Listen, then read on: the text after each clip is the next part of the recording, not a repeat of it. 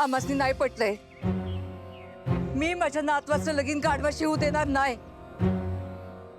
रंभाजी, जर माझं लग्न रेड्यासोबत लागू शकतं तर याचं लग्न गाढवासोबत का नाही?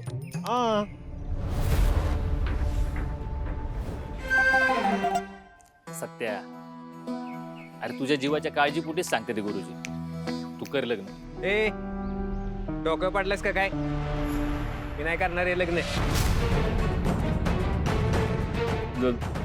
नाही करणार. ठीक आहे, मग मी डॅडींना सांगतो. डॅडी आहेत ना, तुमच्या जीवाच्या काळजीनं ना हे लग्न मोडायला बी कमी नाही करणार. थांबा, फोन लावतो मी. थांबा. गुरुजी तुम्ही घ्या, तयारी करायला घ्या. हॅलो. हा हा डॅडी, तुम्ही सांगितल्याप्रमाणे करायचं ना. हा हा हा चाल. झालंय डॅडींशी बोलणं, ते करून टाका म्हणले. बोलायचं का तुम्हाला? नाही धरा, बोल. धरा धरा की, बोलायचं का तुम्हाला? धरा. नाही चालेल. आम्ही लावतो लगीन. बरं बरं सांगतो. हा डॅडी, हा तयार झालेत ते. हा हा ठेवतो ठेवतो. अजय, मला हे लग्न नाही करायचं. सत्यजित, करावं लागेल तुला लग्न. तुझ्या जीवाला धोका आहे. ऐक ना बाबा, करून टाक लग्न.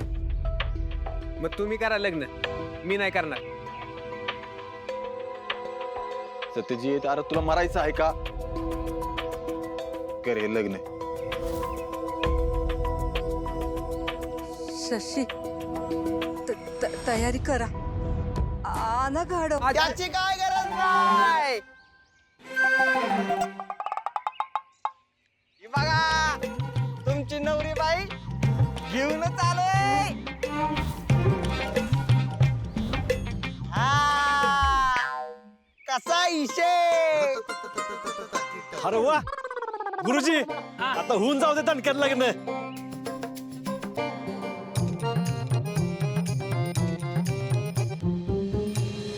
शुभमंगल सावधान. स्वस्ति श्री गणनायकं गजमुखं मोरेश्वरं सिद्धिदम्.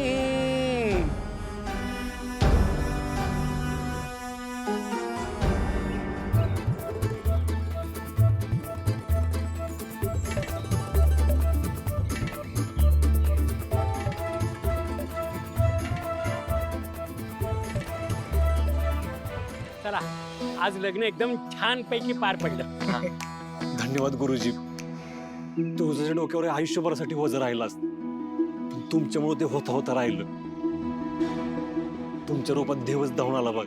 अरे सूर्या, अरे महिनाभर उपवास करून तू देवीची सेवा करत असतेस रे. आणि यात्रेच्या वेळेला देवी तुझ्या आत प्रवेश करून आम्हा लोकांना मार्ग दाखवत असते. आणि तू म्हणतोस की देवासारखा मी धावून आलो. नाही रे सूर्या, देवासारखा तू धावून आलास. अरे तू जर मला कळवलं नसतंस ना तर मी आलोच नसतो. अरे तू चांगल्यासाठी सगळं करतोस रे, म्हणून आयुष्यात पहिल्यांदा खोटं बोललो मी. माफ करा मला, माझ्यामुळे तुम्हाला. सूर्या, एखादं जर भलं होत असेल ना तर देव सुद्धा माफ करत असतो. आणि तुझ्यासारख्या देव माणसाच्या मदतीला मी धावून आलो ना तर देव नक्की मला माफ करेल याची खात्री आहे. चला, आज एक पुण्याचं काम केल्याचं समाधान आहे म्हणा.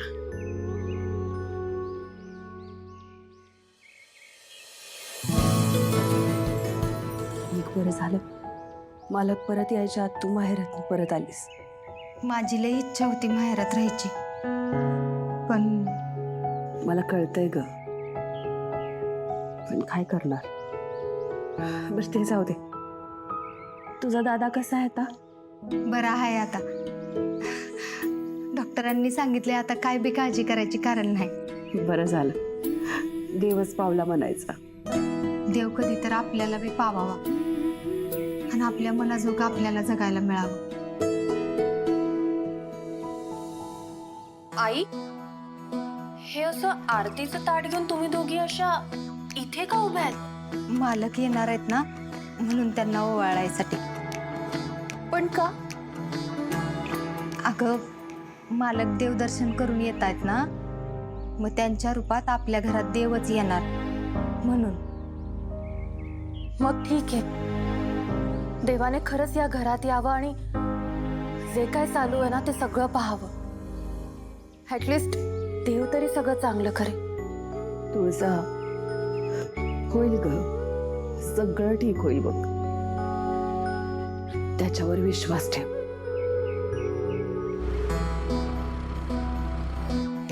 शोभा, हरी,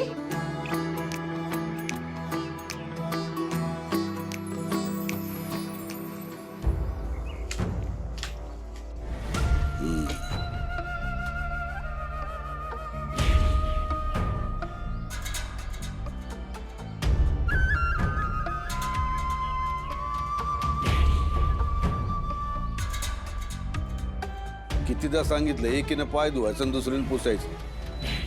आता दोघीने मी धुतले, पुसायचं कुणी? आले, मी टावेल घेऊन येते. साडी नेसली ना मग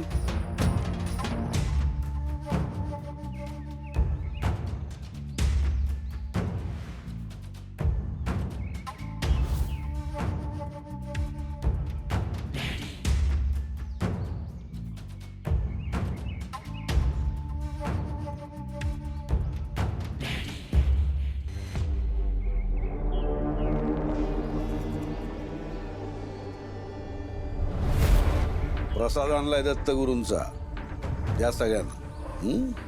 चला.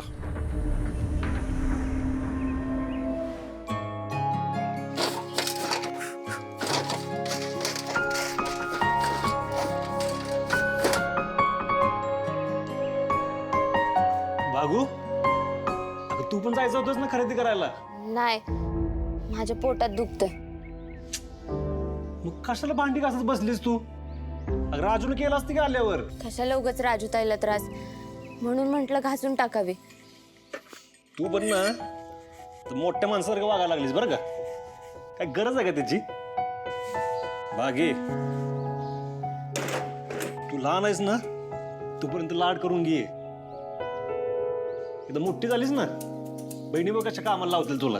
मग बस झाली, एवढी भांडी घासली ना की आरामच करणार आहे. सांगतो तर ऐकायचंच नाही.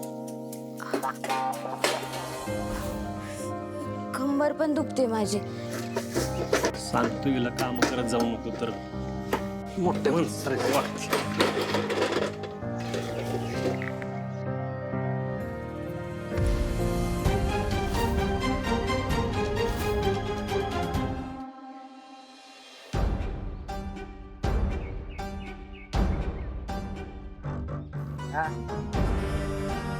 तर नोबत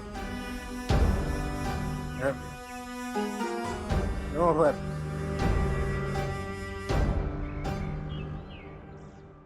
गाडवा लग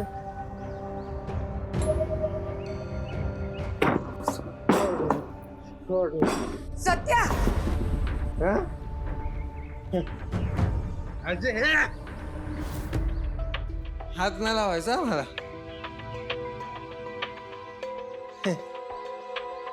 अजय, तू का नाही अडवलं माझं लग्न गाढवा सोबत होताना? मजा घेतली ना तुम्ही दोघांनी? लग्न एन्जॉय केलं असेल माझं. सूर्याचा आणि तुळजाचा चेहरा माझ्या डोळ्यासमोर सारखा येतो. दोघी मी माझ्याकडे बघून हसत होती. माझ्या अब्रू गेली, घराण्याच्या अब्रू गेली. का काय नाही केलंस? करणारे, समद करणारे. खर तर कालच तुझं लगीन मोडायचं मनात होतं माझ्या. दादा दादाने अडवलं असेल ना? तुम्ही काहीच कसं वाटलं नाही रे. अरे दादा, तुझ्या डोळ्यापुढे माझं लगीन त्या गाढवा सोबत लावलं त्यांनी आणि तू गप्प बसला. गप्प बसला. ये जा. बघ हे बघ, तुझी बहिणी माझी बायको. बघ बघ, तिला विचार, जेवलीस का, बरी आहेस का? अरे दादा जा.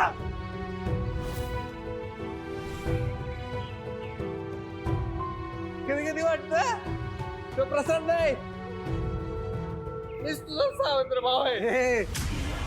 परत बोललास तर बघच. मी मनात आणलं असतं ना तर कालच त्या सूर्याला चित्ता काढला असता. त्या पोरीला पण कायमचा त्याला शिकवला असता.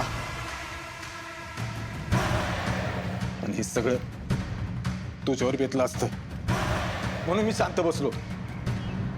मोड आहे लग्न, मला नाही करायचं लग्न. अरे परत परत तेच तेच किती वेळा बोलतोयस तू?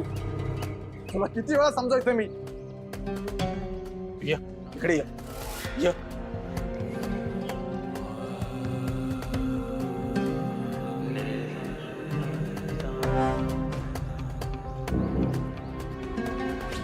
सत्या, सत्या, मी काय म्हणते ते नीट ऐक. निवडणुका जवळ आल्या आहेत आणि तालुक्यातली बरीचशी गाव ही जालिंदरच्या अंडर आहेत. आणि मला काय एकदा तिथून लीड मिळालं की तुझा भाऊ खासदार झालाच म्हणून समज. अरे ती पोरगी फक्त आपल्यासाठी शिडी आहे, माझ्या खासदारकीची आणि तुझ्या आमदारकीची. आणि एकदा का आपलं हे काम झालं की दे ती फेकून शिडी. आणि काय रे सत्या, मी तुझ्यासाठी रात्रंदिवस कष्ट घेतोय आणि तू अजून बी त्याच पुरीमध्ये अडकून पडलास वय. काय करू मग? हे बघ सत्या, मला तुला राजकारणातलं मोठं प्रस्थ म्हणून बघायचं आहे, कळलं का? अजय, सांग तुझ्या लाडक्याला. हे बघ सत्या, तुला सांगून ठेवते, परत जर दारू पिऊन माझ्यासमोर धिंगाणा करशील ना तर नाही असं वागणार. Sorry sorry. उद्यापासून असं नाही वागणार. आणि त्या सूर्या आणि तुळजाला चांगला धडा शिकवणार. चांगला चांगला धडा शिकवणार. सोडणार नाही, सोडणार नाही दोघांना.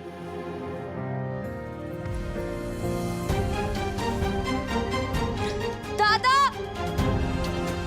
भागे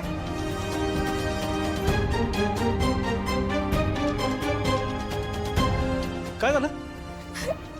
रक्त. रक्त कसं आलंय? तू पडली होतीस का? नाही मग दादा, मला कसं तरी होतंय. काय होतंय? पोटात पण खूप दुखतंय. पोटात दुखतंय? तू काय जड काम केलं होतंस का? नाही मग काय आरबट चारबट काय खाल्लं होतंस का? नाही, मग अचानक दुखायला लागले.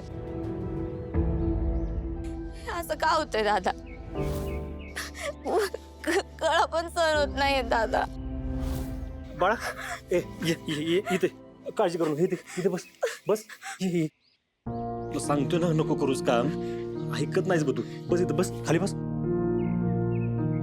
तुला किती वेळा सांगितलंय अगं मोठ्या माणसांची काम करत जाऊ नको म्हणून. तू ऐकतच नाहीस. दुखा लागलं ना पोटात. तू काहीतरी जड काम केलं असणार आहे त्यामुळे असं झालंय बघ. इथं शांत बस, मी डॉक्टरने घेऊन येतो. हा, हालू नको काय. किती वेळा सांगितलं काम करू नको, मोठं जा.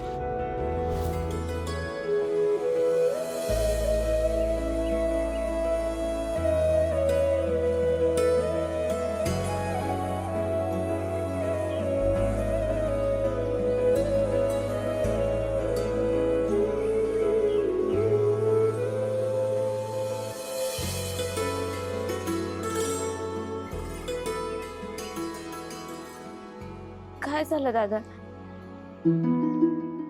अगेन तू मोठी झालीस. म्हणजे बस इथं आलो मी. नाही काय बी मान, कुठं बी जावा, किती बी मोठ्या हॉटेलात उतरा, पर जो थंडावा मनाला घरात भेटतो ना तो कुठंच भेटत नाही.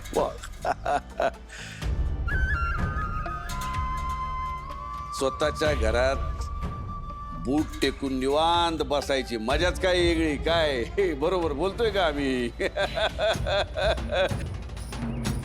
असं की तुम्हाला हसायला येत नाही काय? तुळजा या नवऱ्याचं गाडविनीशी लग्न झालेलं बघून तुला लय हसू येत होतं म्हणे. काय गरज होती तुला आता आपल्या गुरुजींना बोलवायची? काय झालं असतं ते झालं असतं, आम्ही बघून घेतलं असतं. डॅडी, ते माझं रेड्याशी लग्न लावायला निघाले होते. काय बिघडलं असतं? मग सत्यजितने लग्न केल्याने तरी कुठे काय बिघडणार आहे? ए आवाज खाली, उलट उत्तर नाही द्यायची. काय कमी लपडी झालीत का तुझ्या लग्नात? आणखी वाढवू नकोस. तुझं लग्न मोडलं ना, जीव घेऊ आम्ही तुझा. डॅडी, पण तुम्हाला माझं लग्न त्याच घरात का लावायचंय? सत्तेसाठी. माणसाला मोठं व्हायचं असेल तर नुसता पैसा आणि मान सन्मान असून चालत नाही. सत्ता बी हातात लागते. सर्वभूतांचे संबंध जुळले तर राजकारण्यांचे संबंध जुळतील. राजकारण्यांचे संबंध जुळले तर सत्ता हातात यायला वेळ लागणार नाही. सत्ता बी आमची, धंदे बी आमची, मत बी आमची, राज्य बी आमचं. काय चिरंजीव? म्हणजे तुम्ही तुमच्या फायद्यासाठी माझा सौदा करताय ना? ए हे काय आजचं आहे का? महाभारतापासून चालत आलंय. तुझं काय घेऊन बसली का? तुझ्या एका चुकीमुळे ना हे सगळं धुळीत मिळालं असतं. धूळ उडायच्या आधी पाणी मारून ती खाली बसवायला पाहिजे. चिरंजीव, सरनोबतांना फोन लावा.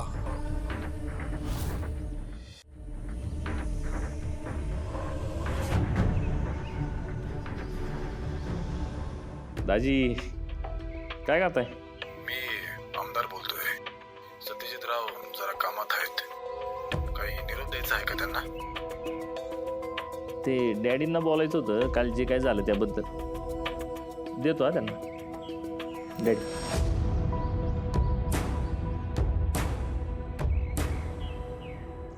यातना होतात, लय यातना होतात आमच्या मनाला. जे काय झालं ते ऐकून तुमचं मन मोठं म्हणून तुम्ही हे सहन केलं. सोयरीक टिकावी, लग्न व्हावं म्हणून तुम्ही जे काय करताय ते ऐकून आमच्या डोळ्याला पाणी येते. आता पत्रिकेतले दोष आणि त्यांच्यावरचे उपाय काय आपल्या हातात नसतात, पण तुमचा मान ठेवणं तर आमच्या हातात आहे ना. आता सत्यजितरावांनी गाढविनीशी लग्न करून आमचा मान ठेवला. आता आम्हाला तुमचा मान ठेवायचंय. आम्हाला तुमची माफी मागायची आणि तुम्ही आम्हाला अडवायचं रे. बघा ठीक आहे डॅडी, तुम्ही नका लय मनाला लावून घेऊ. अहो असं कसं? मुलाकडचे तुम्ही, तुमचा मान कायमच मोठा ना. बरं ठीक आहे डॅडी, मी करतो तुम्हाला नंतर फोन. हो सवडीनं निवांत करा. ठेवू का? हा ठेवतो बरं का. चिरंजीव, आता काही हे लग्न तुटत नाही बुवा.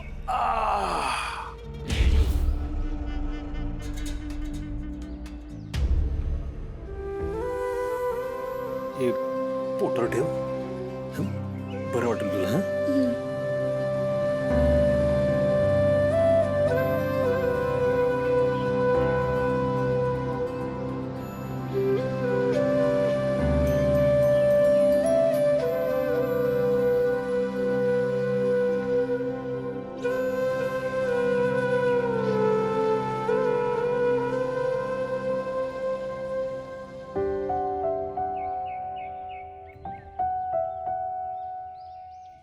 भागे तुला कसं सांगू बाळा, अगं तुला नाना आलंय.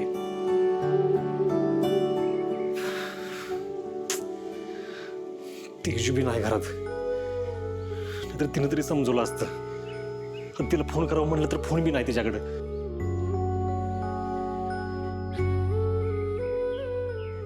आणि आतमध्ये गेलो तर भागी मला परत विचारायला काय झालंय म्हणून. तिला कोण समजवणार आता.